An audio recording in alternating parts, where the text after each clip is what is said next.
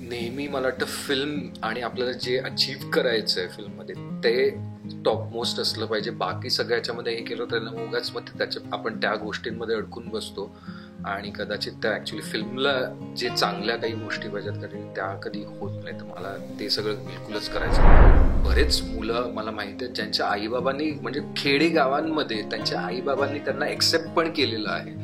अशा गोष्टी गावांमध्ये होतात. प्रॉब्लेम काय आहे ना की हे आपल्याला बघायला किंवा ऐकायला कधी मिळतच नाही.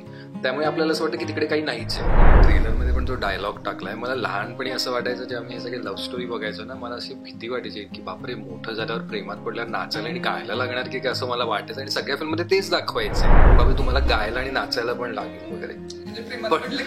हा हे करा कारण की फिल्म मध्ये ते त्यामुळे मला तसं वाटायचं ऍक्च्युली. अमेरिकेतील सनडान्स फिल्म फेस्टिवल बद्दल तुम्ही ऐकलंय का? या व्यासपीठावर स्वतंत्र चित्रपट, वेगळ्या धाटणीची कथा असलेले चित्रपट दाखवले जातात. याच व्यासपीठावरून अनेक दिग्गज कलाकारांच्या करिअरला कलाटणी मिळाली. 2025 मध्ये पार पडलेल्या या फेस्टिवलमध्ये एका मराठी चित्रपटाची चांगली चर्चा झाली. आणि फक्त चर्चा नाही झाली तर या चित्रपटाने ऐतिहासिक कामगिरी करत ग्रँड ज्युरी प्राइज जिंकले. हा पुरस्कार पटकावणारा हा पहिला मराठी फिक्शन चित्रपट आहे. साबरबोंड असे या चित्रपटाचे नाव आहे. हा चित्रपट आपल्यासारख्या प्रेक्षकांनी का पाहावा? हा चित्रपट आपल्याला कधी पाहायला मिळणार? अशा अनेक प्रश्नांची आणि चित्रपटाविषयी आणखी थोडं सांगण्यासाठी आज आपल्यासोबत आहेत साबरबोंड चित्रपटाचे दिग्दर्शक रोहन कानवडे सर. सर, लोकसत्ता डिजिटलमध्ये तुमचं मनापासून स्वागत. काही दिवसांपूर्वी साबरबोंड चित्रपटाचा ट्रेलर पाहिला. सहसा चित्रपटात दाखवली जात नाही अशी प्रेमकथा पाहायला मिळते. तर अशा आशयाचा चित्रपट घेऊन यावा असं कधी वाटलं आणि या चित्रपटाचा प्रवास कधी सुरू झाला? अशा आशयाचा चित्रपट घेऊन यावा असं काही नव्हतं. बेसिकली जेव्हा 2016ला माझे बाबा वारले होते तेव्हा मला आणि माझ्या मम्मीला आमच्या गावी जावं लागलं होतं आणि तिकडे 10 दिवसाच्या सुटकासाठी थांबावं लागलं होतं. आणि 2016च्या आधी 10 वर्ष कमीत कमी 10 वर्ष मी गावी जाणं टाळत होतो कारण तिकडे सगळेजण गेलं की नुसतं लग्नाच्या गोष्टी बोलत राहायच्या आणि जे मला त्याच्या डिस्कशनमध्ये मला पडायचं नव्हतं आणि त्यामुळे मी ते टाळत होतो. पण जेव्हा बाबा वारले होते तेव्हा मम्मीने डिसाईड केलं की आपण गावी जाऊयात कारण की सगळे नातेवाईक गावी राहतात. त्यामुळे ॲटलिस्ट त्या 10 दिवसामध्ये ते लोक आपल्याला भेटायला येऊ शकतात आणि 10व्यामध्ये त्या रिच्युअलमध्ये ते पार्टिसिपेट करू शकतात. कारण जर मुंबईमध्ये केलं तर सगळ्यांनाच तिकडे येणं शक्य नव्हतं. त्यामुळे मला असं झालं की आता काही म्हणजे मार्ग नाही आहे, त्याच्यातून काही सुटका नाही आहे. त्यामुळे तर जावं तर लागणार. आणि मला माहिती होतं तिकडे गेल्यावर सगळेजण परत लग्नच बोलणार आहे कारण की त्यावेळेला मी 30चा जास्त झालो होतो आणि एक तर बाबा वारले त्यामुळे एकदम मी घरातला करता धरता झालो आणि मग 30 वर्षाचा आणि त्यामुळे मला माहिती सगळेजण तेच बोलणार आणि तेच व्हायला लागलं तिकडे. आणि ते होत असताना इतकं ते प्रेशर क्रिएट झालं आणि तेव्हा मला असं डोक्यात आलं की अरे माझं जर ह्या गावामध्ये मित्र असता कोणी ज्याला माहिती असतं माझ्याबद्दल तर मी थोडा वेळ त्याच्यावर बाहेर गेलोच आणि या सगळ्या प्रेशरपासून थोडा वेगळा राहिलो असतो. तो जो थॉट होता तो विचार डोक्यात राहिला आणि तेव्हा मला असं वाटलं की आय थिंक इथे मला वाटतं हे जर ह्याचा मी अजून जर विचार केला तर मला एक काहीतरी चांगली ह्याच्यावरून कथा लिहिता येऊ शकते फिल्मसाठीची. सो तो प्रसंग होता की ज्याच्यामुळे मला ते सुचलं आणि ते 2016ची गोष्ट आहे. पण त्याच्यानंतर ती 4 वर्ष माझ्या डोक्यात फिरत होती कथा आणि बऱ्याच वेळेला मग ते त्या वेळेमध्ये पण तुम्ही त्या म्हणजे माझी ती प्रोसेस आहे की त्या पिरियडमध्ये बऱ्याच गोष्टी मग त्या कथेच्या अवतीभोवती काय अजून होऊ शकतं, त्या कथेत काय होऊ शकतं तर ते सुचत राहतं. आणि मग नंतर 2020मध्ये शेवटी मी लिहायला चालू केलं. तर तो ॲक्च्युली प्रवास तसा त्या फिल्मचा 2020मध्ये चालू झाला जेव्हा मी ते लिहायला घेतली आणि मग नंतर आमचे जे प्रोड्युसर आहेत मेन प्रोड्युसर नीरज चुरी त्यांना दाखवली, त्यांना आवडली. ते पण म्हटले की आपण करूयात ही फिल्म आणि मग तिकडून तो प्रवास चालू झाला होता. चित्रपटाच्या नावाबद्दल कुतूहल आहे. तर हे नाव कसं पडलं किंवा कसं सुचलं? काय युनिक गोष्ट आहे याच्या पाठीमागं?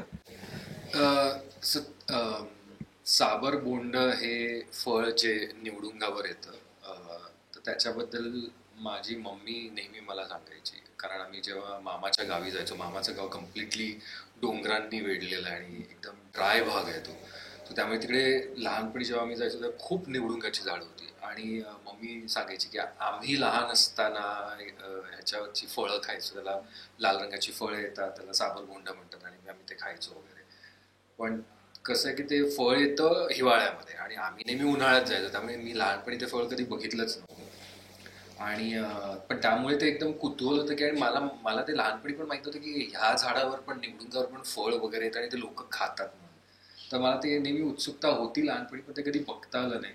आणि कसं त्यावेळेला म्हणजे 90च्या काळात तेव्हा काही इंटरनेट वगैरे काही नव्हतं, की जसं आता आपल्याला काही शोधायचं असेल की आपण गुगलवर जाऊन गुगल करतो, असं काही नव्हतं. त्यामुळे ते नंतर डोक्यातून निघून पण गेलं. आणि जेव्हा मी ही फिल्मची स्क्रिप्ट लिहित होतो, तर त्यावेळेला तोच एक पॉईंट आला होता जिथे मला ते असं हे पाहिजे होतं की कॅरेक्टर दुसऱ्या कॅरेक्टरसाठी ते फळ आणतो. म्हणजे जेव्हा अजूनही मी जेव्हा गावी जातो तर माझे भाचा भाची किंवा माझे कझन्स वगैरे आहेत, ते नेहमी अरे तुला हे खायचंय का, ते खायचंय का, आणि त्या सीझन्स प्रमाणे ते बोलत जातात की तुला हे फळ खायचं का, ते आलेत वगैरे. मग ते हा म्हटलं की लगेच धावत जाऊन ते घेऊन येतात.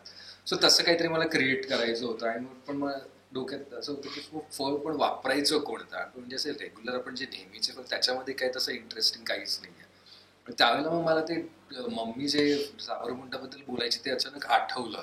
आणि तेव्हा मी ते गुगलवर जाऊन बघितलं 2020 मध्ये, आणि तेव्हा पहिल्यांदा मी ते फळ बघितलं. आणि त्याचे काही व्हिडिओज पण होते युट्यूबवर की लोक ते कसं खातात. कारण की मम्मी सांगायची की रुमालाने ते तोडावं लागतं, कारण त्याच्या भोवती काटे असतात बारीक बारीक, तर ते रुमालाने काढावं लागतं. आणि मग ते लोक जमिनीवर असे हे करायचे, चोळायचे ते, त्याच्यामुळे काटे निघून जायचे, आणि मग ते उघडून खायचे. आणि त्याच्या आतमध्ये लाल रंगाचं फ्लेश असतं आणि खूप ज्युसी असतं ते. तर मी ते पहिल्यांदा तेव्हा युट्यूबच्या व्हिडिओमध्ये पण बघितलं आणि मला ते खूप इंटरेस्टिंग वाटलं. आणि मग म्हणून मी म्हटलं हेच यूज करायचं, कारण की मला तशी पण फिल्म डोंगराळ भागातच शूट करायची होती. लोकेशन मला असं डोंगराळ भागच पाहिजे होता, तर त्याच्यामुळे ते तिकडे निवडून असणार. हे पण ते त्याचा बेस तयार झाला होता त्या डोंगराळ भागामध्ये, तर मी म्हटलं आपण हेच यूज करूया. आणि मग ते यूज केलं. पण त्याचं नावाशी असं संबंध आहे की जेव्हा आपण कॅक्टस किंवा निवडुंगाचा विचार करतो, आपल्या डोक्यात नेहमी तो एकदम हार्श एन्व्हायरमेंट येतं, ड्राय भाग येतो. तर अशा भागात निवडुंग जगतं, त्याच्यावर हे छोटंसं हे फळ येतं ज्याच्यामध्ये खूप मेडिसिनल क्वालिटीज पण आहेत.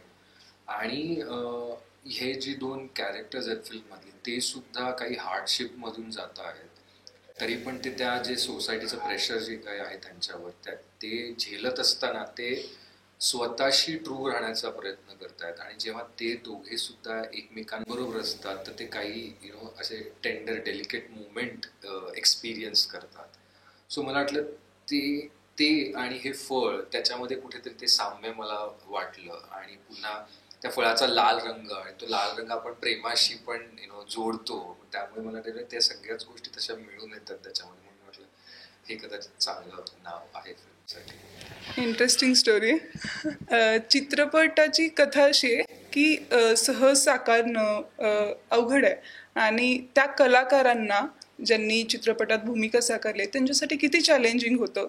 त्या कलाकारांपर्यंत तुम्ही कसे पोहोचला आणि त्यांना कसं तयार केलं या सगळ्यासाठी? मला वाटतं ते किती चॅलेंजिंग होतं त्याचं उत्तर तेच देऊ शकतील, कारण की त्यांनी केलंय. पण त्यांना शोधणं चॅलेंजिंग होतं, कारण की आम्हाला 3 वर्ष लागली कास्टिंगला. आणि मला दोन्ही ऍक्टर्स असे पाहिजे होते की त्यांचं दिसणं हे एक रेग्युलर लोकांसारखे ते वाटले पाहिजे. ते नव्हते एकदम असे आपण युजली एक खूपच गुड लुकिंग ऍक्टर जसे आपण फिल्ममध्ये मला तसं नको होते. म्हणजे ऑफकोर्स ते दोघे त्यांच्या हिशोबाने गुड लुकिंग आहेत, पण ते टिपिकल जे स्टिरियोटिपिकल जी इमेज असते हिरो म्हटली, मला तसं नको होतं. मला आपलेसे वाटणारे लोक पाहिजे होते की मे बी हा माझा शेजारी आहे किंवा असं काहीतरी पाहिजे होतं. सो तसे लोक शोधणं, आणि मी ते कसे दिसतात त्याचं वर्णन पण स्क्रिप्टमध्ये केलं होतं. त्यामुळे माझ्या कास्टिंग डिरेक्टरचं पण हे झालं की आपण असेच लोक शोधायचे. सो ते शोधणं, त्याच्यामुळे काय ते स्पेसिफिक खूप असल्यामुळे तसे लोकच शोधणं एवढ्या गर्दीमध्ये ते खूप कठीण झालं होतं. आणि मी कास्टिंग डिरेक्टरला म्हटलं होतं की जेव्हाही तू ऍक्टर्सना अप्रोच करशील तेव्हा त्यांना त्या फिल्मच्या कथेबद्दल सांग काय आहे, आणि जर ते रेडी असतील तरच त्यांना ऑडिशन्सना बोलवलं. त्यामुळे बरेच ऍक्टर्स तर ऑडिशनलाच नकार द्यायचे. मग त्याच्यामध्ये जे होते ज्यांना इंटरेस्टिंग वाटत होतं, काहीतरी नवीन वाटत होतं त्याच्यामध्ये, ते लोक यायचे. तर ते खूप वेळ गेला. पण आय थिंक हे दोघे जे ऍक्टर आहेत फिल्ममध्ये, भूषण आणि सूरज, त्या दोघांनी जेव्हा ऑडिशन केलं तेव्हा त्यांनी ते उगाच ते, आता मी अशा टाईपचं कॅरेक्टर प्ले करतो म्हणून जे युजली कधी कधी आपण बघतो कशा पद्धतीने प्ले केलं जातं, त्यांनी ते काहीच केलं नाही. ते जितकं नॉर्मली करू शकतो आपण हे कॅरेक्टर दाखवू शकतो, त्यांनी तितकं नॉर्मली हे केलं. आणि त्याच्यामुळे मी म्हटलं की येस, त्यांना समज आहे की काय करायचं आहे आपल्याला. कारण मलाही तेच करायचं होतं की मला हे जे दोन कॅरेक्टर आहेत जे ज्यांची सेक्शुअलिटी आपण या फिल्ममध्ये दाखवतो आहोत, मला ते उगाच आपण गे कॅरेक्टर म्हणजे बऱ्याच वेळेला फिल्ममध्ये केलं जातं, मला ते बिलकुल करायचं होतं. कारण मला ती दोन्ही कॅरेक्टर एक ह्युमन बिंग्सच आहे, ते एक साध्या आपली तुमच्या आमच्या माणसाचं आहे हेच दाखवायचं होतं. आणि ते तितकंच साधं त्यांना दाखवायचं होतं. आणि त्या दोघांनी ते तसंच ऑडिशनमध्ये केलं. आणि मी आणि माझा कास्टिंग डिरेक्टर युगंधर देशपांडे, आम्हाला दोघांनाही ते आवडलं आणि आम्ही त्यांना फायनल केलं. पण ऑफकोर्स त्यांच्यापर्यंत पोचायला आम्हाला 3 वर्ष गेली.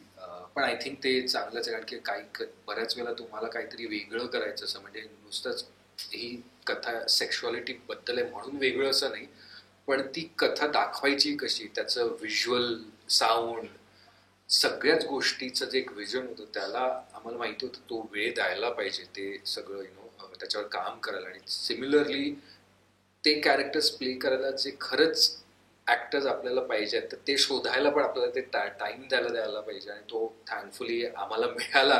आमच्या प्रोड्युसर्सनी पण तो आम्हाला टाइम दिला ते करण्यासाठी. आणि फायनली मला वाटतं ते म्हणतात ते सब्र का फल मीठा होता, तसं टाईप्स आहे. आम्ही ते वेळ घेतला त्यांच्यापर्यंत पोहोचणे. फायनली आम्हाला ते राईट ऍक्टर, तेच नाही सगळेच फिल्म मधले ऍक्टर्स, आय थिंक आम्हाला प्रत्येक कॅरेक्टरसाठी आय थिंक चांगले ऍक्टर्स मिळाले. आता भूषण मनोज किंवा सूरज सुमन, जयश्री जगताप यांच्याबरोबर काम करण्याचा अनुभव तर विचारणारच आहे मी. पण आता तुम्ही जे बोलला याच्या आधारावर असं आहे की जेव्हा LGBTQ या समूहावर जेव्हा चित्रपट येतात त्यावेळी त्या समूहातील कलाकारांना संधी द्यावी, कारण ते जास्त न्याय देऊ शकतात त्या भूमिकेंना असं म्हणलं जातं. तर याबद्दल तुमचं मत काय आहे? मला तसं कम्प्लिटली वाटत नाही. जर क्वेअर कम्युनिटीमधून जर तसे चांगले ऍक्टर मिळाले, आणि मला स्पेसिफिकली मला जे लुक पाहिजे की हे कॅरेक्टर कसे दिसावे, ते परत जर ऍक्टिंग जी मला पाहिजे होती ते सगळं मिळालं असतं तर ऑफकोर्स ते. त्यामुळे मला हे नाही की मला तिकडूनच घ्यायचं ऍक्टर. माझ्यासाठी सगळ्यात महत्वाचं तर ऍक्टिंग जी मला पाहिजे ती, लुक पाहिजे ती. आणि परत तेच आहे, आपण हे म्हणतो की न्याय दिला पाहिजे म्हणजे काय. मी आता जे बघाशी म्हटलं, मला ते दाखवायचंच नाही की गे मुलं आहेत म्हणजे काहीतरी वेगळं करायचं आहे, मला ते दाखवायचंच नाही. मला असं वाटतं नेहमी सेक्शुअलिटी हा प्रत्येक माणसाच्या आयुष्याचा पर्सनल भाग असतो. आणि ही सेक्शुअलिटी कधी तुमची आयडेंटिटी नसते. जसं माझी आयडेंटिटी, मी फिल्म मेकर आहे, ही माझी आयडेंटिटी. माझी सेक्शुअलिटी कधी माझी आयडेंटिटी. कोणी स्ट्रेट माणूस जाऊन म्हणतो का मी स्ट्रेट आहे म्हणून, ती त्यांची आयडेंटिटी नसते, राईट. सो सिमिलरली मला जे वाटतं की क्वेअर कम्युनिटीमध्ये तुमची ती सेक्शुअलिटी आयडेंटिटी नसते. आणि मला जे दाखवायचं की 2 मुलं इतर पुरुषाप्रमाणेच तसेच नॉर्मल पुरुष आहेत, तर मग कशाला त्याच्यात की आपण त्यांना क्वेअर कम्युनिटीमधून ऍक्टर्स घेतले की ते काहीतरी न्याय देतील. मला वाटतं न्याय ऍक्टिंगला द्यायचा होता, बाकी कशासाठी नाही. आणि मला त्याच्यासाठी त्या परफॉर्मन्सला न्याय देणारे लोक पाहिजेत आणि मला ती भेटलेत. आणि मला वाटतं जगभरात लोकांनी पहिलं मला थँकफुली कोणी ते बोललं पण नाही त्याच्यावर की अरे तुम्ही ते का नाही घेतलं. कारण की मला वाटतं जे त्यांनी स्क्रीनवर बघितलंय ते त्यांना काहीतरी ऑथेंटिक काहीतरी वाटलेलं आहे. त्यामुळे मला असं वाटतं नेहमी, मला वाटतं फिल्म आणि आपल्याला जे अचीव्ह करायचं आहे फिल्ममध्ये ते टॉपमोस्ट असलं पाहिजे. बाकी सगळ्याच्यामध्ये हे केलं तर उगाच मग त्याच्या आपण त्या गोष्टींमध्ये अडकून बसतो आणि कदाचित त्या ॲक्च्युली फिल्मला जे चांगल्या काही गोष्टी पाहिजेत कधी त्या कधी होत नाही. तर मला ते सगळं बिलकुलच करायचं नव्हतं कधी. मला सांगितलं गेलं होतं पण मी म्हटलं नाही, मला ॲक्टर चांगले पाहिजेत, मग ते स्ट्रेट असो गे असो काही असो, पण मला जर ॲक्टर चांगले मिळाले तर मी त्यांना कास्ट करणार आहे. माझ्यासाठी ते जास्त महत्त्वाचं आहे. आता LGBTQ बद्दल गेल्या काही वर्षापासून उघडपणे बोललं जातंय. शहरात त्याविषयी जरा जास्त जागरूकता असलेली दिसते. आपण चित्रपटात ग्रामीण भागाची पार्श्वभूमी बघतोय, तर या चित्रपटातून काय अपेक्षित आहे? ग्रामीण पार्श्वभूमीवरची कथा उलगडून दाखवावी असं का वाटलं?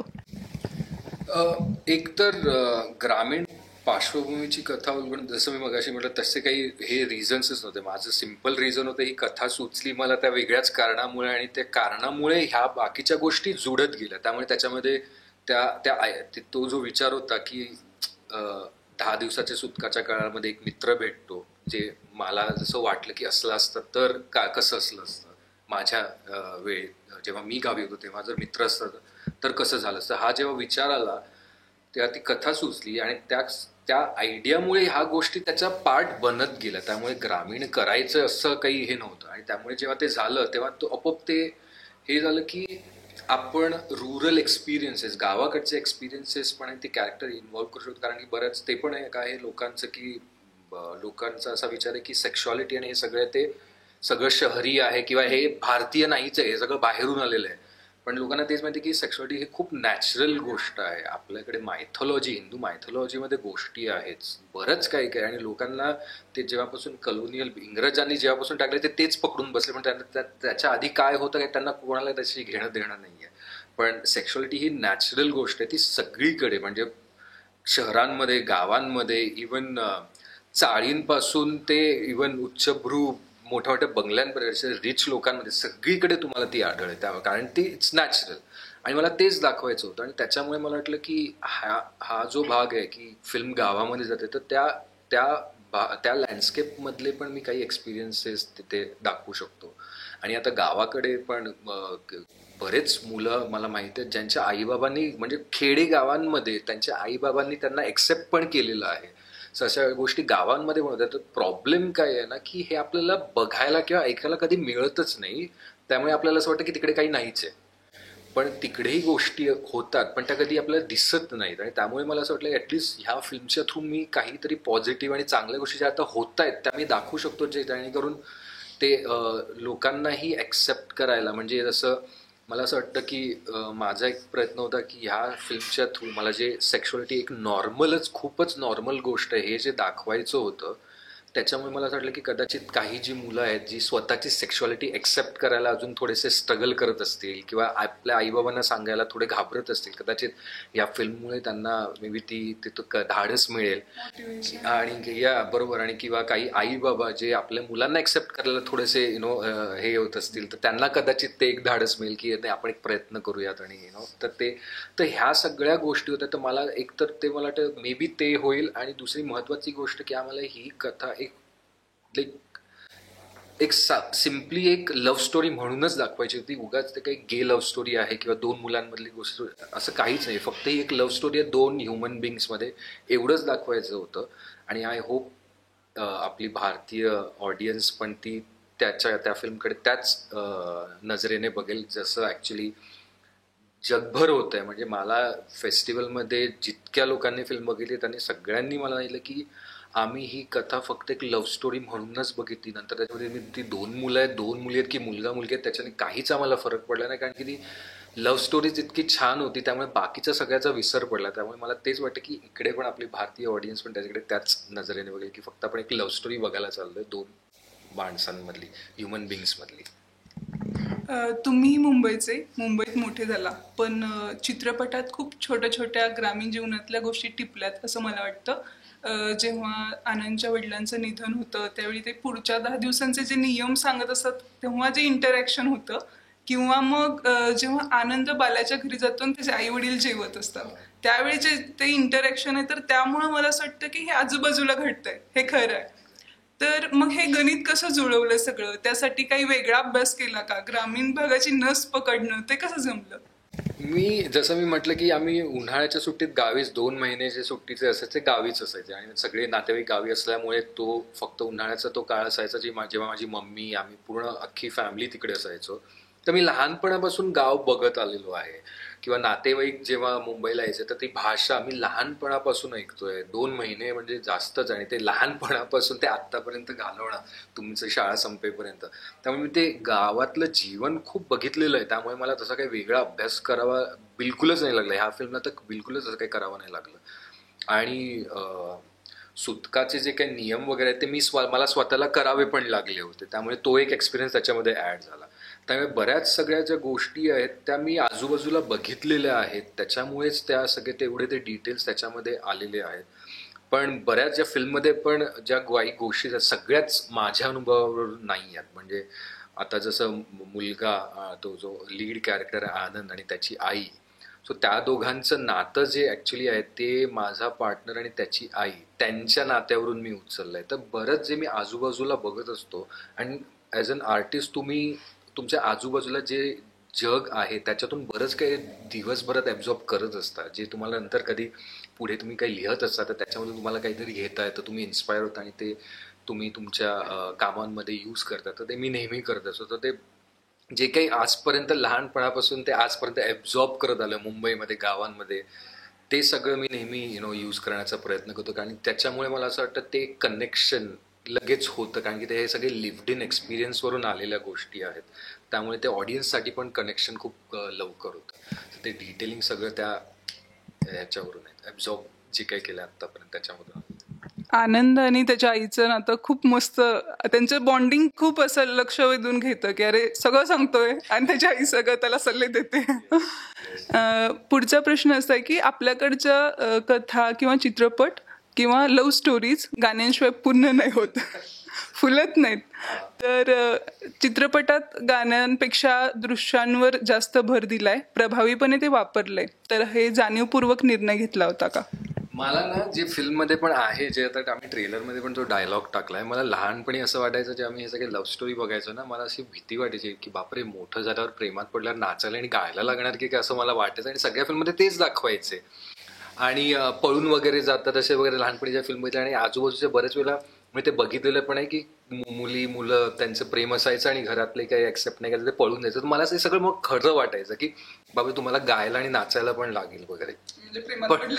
हा, हे करा, कारण की फिल्ममध्ये ते, त्यामुळे मला तसं वाटायचं ऍक्च्युली. आणि मला अशी भीती वाटायची की आपल्याला गायला नाही येत, नाचायला ते येत नाही, मग कसं काय होणार वगैरे असं वाटायचं मला. आणि पण ऑफकोर्स ते नंतर कळलं की असं काही नसतं ते.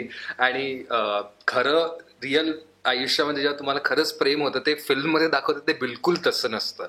आणि मला ते दाखवायचं की खरंच तुम्ही जेव्हा प्रेमात पडता तेव्हा कसं वाटत असेल, तेव्हाचे ते मुवमेंट्स काय असतील.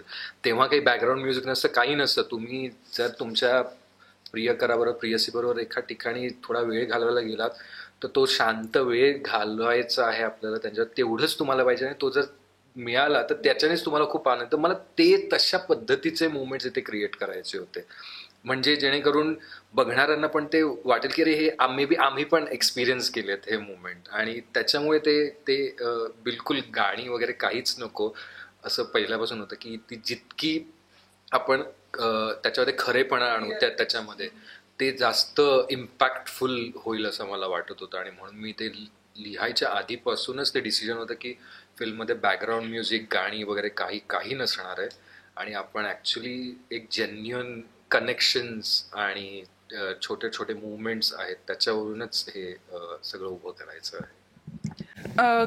शूटिंग करताना काही गमती जमती घडल्या का? कलाकारांबरोबर काम करण्याचा अनुभव कसा होता? सगळ्यांबरोबर अनुभव तर खूपच चांगला होता, कारण सगळ्यांनाच खूप फिल्म आवडली होती. आणि मी तर त्यांचे आभार मानतो की त्या फिल्मवर जेवढं त्यांनी मेहनत घेतली, म्हणजे इतके कॅरेक्टर असल्यामुळे त्यांच्या सगळ्यांच्या तारखा जुळवून आणणं म्हणजे खूपच एक कठीण काम होतं. म्हणजे आमच्या टीमसाठी पण आणि ॲक्टरसाठी पण. आणि सगळेजण वेगवेगळ्या महाराष्ट्राच्या वेगवेगळ्या भागात होते, तिकडून त्यांना त्यांच्या शूटिंगच्या दिवशी आणणं, सगळं जुळवून आणणं, ते खूप त्रासदायक काम होतं. पण माझ्या टीमनी ते जमलं, आणि मेनली ॲक्टर्सनी त्याच्यामध्ये सहयोग दिला, आणि ते यायचे तिकडे आणि शूट करायचे. आणि मी त्यांना आधीपासून सांगितलं होतं की कदाचित खूप टेक्स करावे लागतील, कारण की लॉंग टेक्स आहेत, कटिंग नाही आहे त्याच्यामध्ये, कव्हरेज नाही आहे. तर त्यामुळे मी त्यांना म्हटलं की जरा काही मिस्टेक आपल्याला अख्खा सीन परत करावा लागेल, आणि तो जोपर्यंत होत नाही तो करत राहावा लागेल. आणि ते म्हणायचे की काही हरकत नाही सर, आम्ही करू. कारण की त्यांनाही ते सगळं एक्साइटिंग वाटत होतं की हे कसं होणार, कसं आहे, आणि आपणही ते कसं करणार आहोत. एक्झॅक्टली. तर ते त्यामुळे ते लोक खूप एक्सायटेड होते. त्यामुळे त्यांच्यावर काम करतानाच खूपच मजा आली. म्हणजे तेही, म्हणजे मला काय हवंय ते त्यांना सांगायचोच, पण तेही त्यांचे सजेशन्स द्यायचे. आणि मग जेव्हा ते सजेशन खरंच खूप काहीतरी ऍड करणारे असे असायचे, तर आम्ही ते इन्कॉर्पोरेट करायचो. आणि I think that was the amazing part, की मला ते ॲक्टर्स मिळाले आणि त्यांनीही ते शेवटपर्यंत, कारण की आमचं थोडंसं शूटिंग लांबलं त्यावेळी मला टेन्शन आलं होतं की बापरे आता हे लोक तर कदाचित ह्यांच्या पुढच्या कामामध्ये जर बिझी व्हायला लागले तर मग कदाचित आपल्याला वेळ नाही मिळणार आणि मग कसं होणार. पण थँकफुली ते शूटिंग आमचं थोडंसं वाढलं, पण तरीसुद्धा त्यांनी सहकार्य दिलं आणि हे शूट कम्प्लीट केलं. किती वेळ चाललं शूटिंग? 40 दिवस. सो गमती जमती म्हणजे तर अशा छोटे छोटे काही ना काही जोक्स तर कधी कधी काय व्हायचेच, त्यामुळे ते तर होतच. पण आम्ही लोक जेवायचो एकत्र सगळेजण. माझी मामी जेवण बनवायची बऱ्याच वेळेला, तर ती आणि सो फिल्ममध्ये जे सगळं जेवण माझी मामी बनवायची. आणि ज्या ज्या आजी आहेत फिल्ममध्ये त्या ॲक्च्युली ॲक्टर नाही आहेत, त्यांचं इंस्टाग्राम चॅनल आहे बाईचं किचन म्हणून, आणि त्या गावातल्या हे रेसिपीज बनवतात. आणि मी माझ्या मित्रांबरोबर नेहमी असे फूडचे व्हिडिओ शेअर करतो, तसंच माझ्या मित्रांनी त्यांचा व्हिडिओ शेअर केला होता. आणि मला आजीच्या कॅरेक्टरसाठी जर त्या जशा आहेत मला तसंच पाहिजे होतं, कारण की आजी जेव्हा आपण म्हणतो गावातली, ती वाटली पाहिजे खरंच ही गावातली आजी आहे. तिचा आवाज, तिच्या चेहऱ्यावरच्या सुरकुत्या, तिची साडी घालण्याची पद्धत, बोलण्याची आणि हावभाव सगळंच मला ते खरंच आजीसारखं पाहिजे होतं. आणि जेव्हा मी त्यांचा व्हिडिओ बघितला, मी माझ्या कास्टिंग युगेंदरला म्हटलं, युगेंदर आपण यांचं ऑडिशन घेऊ शकतो का? आणि मग तसं ते त्यांचं ऑडिशन झालं आणि त्या आल्या ऑनबोर्ड. सो प्रत्येक वेळेला जेव्हा त्यांचे सीनच्या वेळेला त्या यायच्या, सगळे ऍक्टर्स त्यांना काही ना काही बनवून आणायला सांगायचे, कारण ते इतकं छान बनवतात. बाईचं किचन म्हणून त्यांचं चॅनल आहे, ते बघा. तर ते इतकं छान जेवण बनवतात, तर ते सगळे ऍक्टर्स, बाई तू येतेस हे घेऊन येते, प्रत्येक जण त्यांना असं हे सांगायचं की त्यांचा मेन्यू, आणि मग त्या ऍक्च्युली घेऊन यायचं सगळं ते बनवून. तर ते एक खूप मजा आली, त्यांच्या हातचं जेवण आम्हाला खायला मिळायचं, तर ते खूप छान होतं. तर असे, आणि बाकी सगळ्यांनी तशी तर मजा केलीच होती, पण मला वाटतं की त्यांना जास्त मजा आली असेल. मला वाटतं त्यांच्याकडून मला ऐकायला, आता हा प्रश्न ऍक्च्युली मी त्यांना विचारेन कधी त्यांना काय मजा आली करताना. कारण की ॲज अ डिरेक्टर म्हणजे तुम्ही खूप बिझी असता, कारण की तुम्हाला नुसतं ऍक्टर नाही, तुम्हाला पूर्ण टीमला हँडल करायचं, तुम्हाला प्रत्येकाला डिरेक्शन द्यायचं. तर मी सगळीकडेच असा थोडा बिझी होतो, त्यामुळे त्यांचं ते काय करायचं मलाही नंतर जाणून घ्यायला आवडेल. कोणत्या गावात शूटिंग झालं? हे माझं मामाचं गाव आहे खरशिंदे म्हणून, जे शिर्डीपासून एक तासाभरावर आहे. तिकडे आम्ही शूट केलं. नागराज मंजुळे लोकप्रिय दिग्दर्शक आहेत, तर आता यामध्ये कार्यकारी निर्माता आहेत. त्यांची दिग्दर्शनात काय मार्गदर्शन झालं, काय मदत झाली? सो नागराज सर आत्ता ऑनबोर्ड आले, त्यामुळे शूटिंगच्या वेळेला काही त्यांच्यावर कॉन्टॅक्ट नव्हता, काही नव्हतं. त्यांना आम्ही आत्ता फिल्म दाखवली, म्हणजे आता मला वाटतं 1 आठवड्यात झालं असेल, त्यांनी बघितली आणि त्यांना खूप आवडली. आणि हो, म्हणजे आत्ता 1 आठवड्यापूर्वी त्यांनी फिल्म बघितली आणि त्यांना फिल्म आवडली, आणि ते म्हटले मला या फिल्मचा पार्ट व्हायला खरंच आवडेल म्हणून. सो मला तर उलट आवडेल ऐकायला, मी भेटणार आहे त्यांना. सो मला आवडेल की त्यांना काय वाटलं फिल्म बघून, आणि त्यांच्याकडून मला ऐकायला आवडेल त्यांचं मत फिल्मबद्दलचं. सई तामणकर किंवा निखिल अडवाणी, विक्रमादित्य मोटवानी या सगळ्यांनीच तुमच्या कामाचं आणि चित्रपटाचं कौतुक केलंय, प्रेक्षकांना आवडेल असंही त्यांनी विश्वास व्यक्त केलाय. तर या सगळ्याबद्दल काय वाटतंय तुम्हाला? मला वाटतं हे एक तर खरंच चांगली गोष्ट आहे की त्यांच्यासारखे दिग्दर्शक आणि कलाकार ह्या फिल्मला सपोर्ट करण्यासाठी पुढे आलेत. आणि ती महत्त्वाची गोष्ट याच्यासाठी आहे की कारण आजकाल जे इंडिपेंडेंट फिल्म मेकिंग जे चाललंय की कोणत्याच स्टुडिओचा तुम्हाला काही पाठिंबा नसतो आणि तुम्हीच तुमची फिल्म बनवता, तर तशा फिल्म्सना लोकांसमोर यायला सध्या तरी खूप डिफिकल्टीज होत असतात, नेहमीच होत असतात त्या ॲक्च्युली. पण जेव्हा ह्यांच्यासारखे डिरेक्टर्स किंवा ॲक्टर्स जेव्हा सपोर्ट करतात, तेव्हा ती फिल्म जास्त लोकांपर्यंत पोहोचण्याचे मार्ग ओपन होतात. कारण एक फिल्म बनवल्यानंतर डिरेक्टर म्हणून तुमची तीच इच्छा असते की ती फिल्म जास्तीत जास्त लोकांपर्यंत पोहोचावी.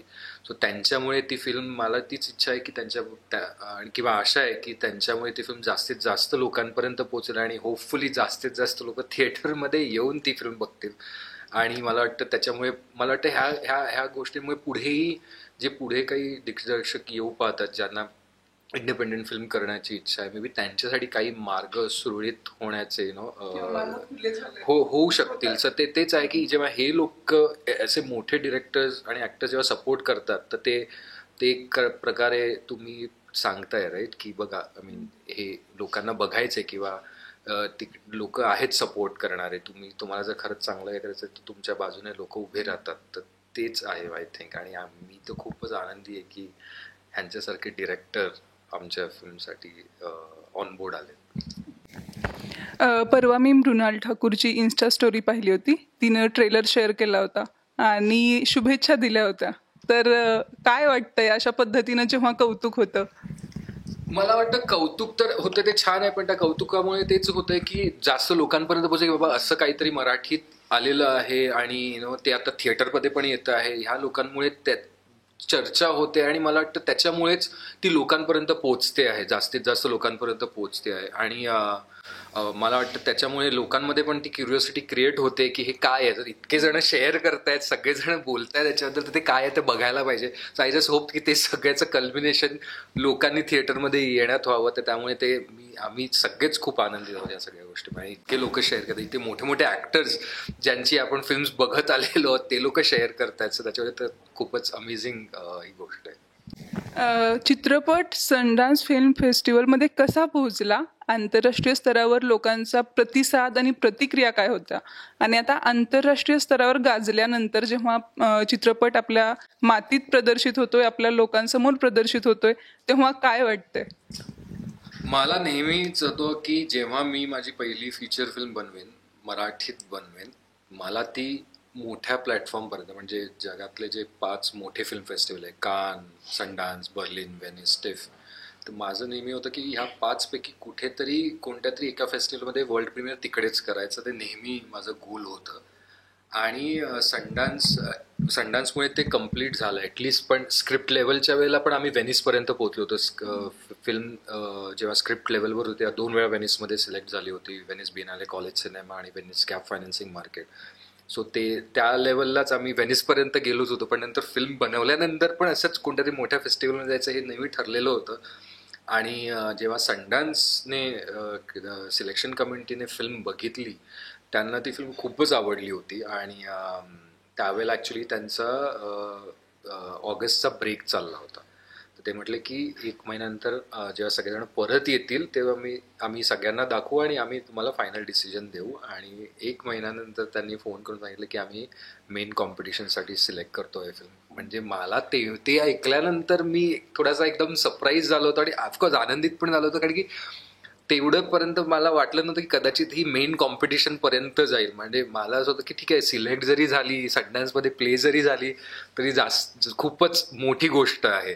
कारण तिथपर्यंत पोचणंच म्हणजे इतकं कॉम्पिटिशन आहे. संडान्सच्या फेस्टिवलमध्ये आपली फिल्म सिलेक्ट होणं तीच एवढी मानाची गोष्ट आहे. तेव्हा त्यांनी जेव्हा म्हटलं की कॉम्पिटिशनमध्ये, तेव्हा तर आम्ही सगळेच इतके खुश झालो होतो की कॉम्पिटिशनमध्ये जाते हे फिल्म. आणि अमेझिंग. आणि ते झालं. आणि मग तिकडे जेव्हा गेलो आम्ही, आणि संडान्स किंवा हे कोणतेही आपण इंटरनॅशनल फिल्म फेस्टिवल विचार करतो, तिकडे जगभरातलं ऑडियन्स येतं, प्रत्येक वेगवेगळ्या देशातून ऑडियन्स. त्यामुळे तिकडचं ऑडियन्स त्या थिएटरमध्ये, ज्या वर्ल्ड प्रीमियरच्या दिवशी ते थिएटरमध्ये जे ऑडियन्स बोलतं ते ग्लोबल ऑडियन्स होतं. सो त्यामुळे जेव्हा त्या लोकांनी जेव्हा फिल्म बघितली, तिकडेच मला इतके लोक येऊन बोलत होते आमच्याबरोबर की ही कथा जी एका महाराष्ट्रातल्या छोट्या गावात घडते, त्यात परत त्या भागातले सुतकाच्या काळातल्या त्या रीती दाखवलेल्या आहेत, इतकं सगळं स्पेसिफिक असून सुद्धा त्यांना ती इतकी आवडली. कारण ते म्हटले की ह्याच्यामधल्या ज्या काही थीम्स आहेत, म्हणजे प्रत्येकाने प्रत्येकाने आपल्या फॅमिलीतल्या लोकांना गमावलेलं आहे, तर ते गमावण्याचं दुःख म्हणा, किंवा आपल्या आईबाबांबरोबरचं असलेलं नातं म्हणा, किंवा जेव्हा आपण कधी पहिल्यांदा प्रेमात पडतो त्या फिलिंग्स म्हणा, ह्या सगळ्या फिलिंग्स बद्दल ही फिल्म बोलते. आणि त्यामुळे त्या सगळ्या फिलिंग्स युनिव्हर्सल आहेत. तुम्ही कुठेही जा त्या युनिव्हर्सलच आहेत. त्यामुळे ते सगळे पूर्ण ग्लोबल ऑडियन्स त्या रिझनमुळे कनेक्ट करू शकलं आणि त्या लोकांना खूप आवडली. तर ते जेव्हा मी एक्सपिरियन्स करत होतो, त्या लोकांचे कमेंट्स आणि प्रश्न जे विचारत होते ते लोक तिकडे, ते खूपच अमेझिंग होतं. आणि मग तेव्हा फील झालं की खरंच तुम्ही खूप ऑथेंटिकली काहीतरी, ऑनेस्टली काहीतरी सांगितलं तर ते कुठल्याही जगातल्या कोपऱ्यातला माणूस त्यांच्यापर्यंत ते पोचतं. सो ते अमेझिंग, तो एक्सपिरियन्सच अमेझिंग होता. स्वतंत्र चित्रपट या कॉन्सेप्टबद्दल आणि ते बनवण्याचा प्रोसेस, तुमचा अनुभव तो कसा होता? म्हणजे तो ऑफकोर्स अमेझिंग. आम्ही फिल्म जेव्हा तुम्ही कंप्लीट करता आणि तुम्हाला ज्या खडतर प्रवासातून जावं लागतं त्याच्यानंतर जेव्हा फिल्म बनते आणि ती नुसती बनत नाही, पण मग तुम्ही प्रीमियरही करताय एका मोठ्या फेस्टिवलपर्यंत, आणि आता तो प्रवास की आता ती भारतामध्ये थिएटरपर्यंत येते. सो हा प्रवास खडतर तर होताच खूप, पण जेव्हा त्या गोष्टी अचीव झाल्या आहेत ते जेव्हा तुम्ही त्याचा विचार करता तेव्हा ते असं वाटतं की ठीक आहे, ते सगळं ह्याच्यासाठीच सोचलं होतं. त्यामुळे ते आता खूपच आम्ही कालच बोलत होतो मी आणि नीरज की त्या सगळ्या जे प्रॉब्लेम, जे रिजेक्शन, जे काही सगळं होतं तर त्यावेळेला ते आता असं वाटतं की बापरे, आपण किती त्यावेळेला म्हणजे तुम्ही तुमच्या डोक्यात डाऊट, तुम्ही तुटता वगैरे बरंच होत असतं, पण नंतर परत नाही, पण करायचंय हे डोक्यात येतं आणि परत तुम्ही ते त्याच्यावर काम करायला चालू करता. ते सगळं होत होतं, पण आता जेव्हा विचार करत होतो ते की किती काय काय याच्यानंतर आपण करत करत करत करत इथे आलो. कारण की ऑफकोर्स त्या पहिले काही वर्ष तर फक्त मी आणि नीरजच काम करत, आमच्यावर कोणीच नव्हतं. तर त्यामुळे पण त्याच्यानंतर पुढे लोक जुळत गेली आणि फिल्म बनली. तर ते जेव्हा तुम्ही विचार करता ते खूपच आनंददायी आय थिंक आहे. चित्रपटासाठी खूप खूप शुभेच्छा. थँक्यू. शेवटी जाता जाता प्रेक्षकांना आव्हान करा. प्लीज 19 सप्टेंबरला फिल्म रिलीज होते, पूर्ण भारतामध्ये रिलीज होते, आणि 19 सप्टेंबरच्या आठवड्यामध्ये शुक्रवारी फिल्म रिलीज होते. बुधवारी bookmyshow.com थिएटरबद्दलचे डिटेल्स ओपन होतील, तर तुम्ही बुधवारी जाऊन बघू शकता तुमच्या कोणत्या जवळच्या चित्रपटगृहामध्ये फिल्म लागलेली आहे आणि तुम्ही जाऊन बघू शकता. तर थिएटरमध्ये जाऊन बघा, कारण आम्ही व्हिज्युअली आणि साऊंडचा उपयोग करून एक काहीतरी युनिक एक्सपिरियन्स क्रिएट करण्याचा प्रयत्न केला आहे, जो थिएटरमध्येच जास्त चांगला त्याचा एक्सपिरियन्स घेता येऊ शकतो. तर प्लीज थिएटरमध्ये जाऊन बघा ही फिल्म. थँक्यू.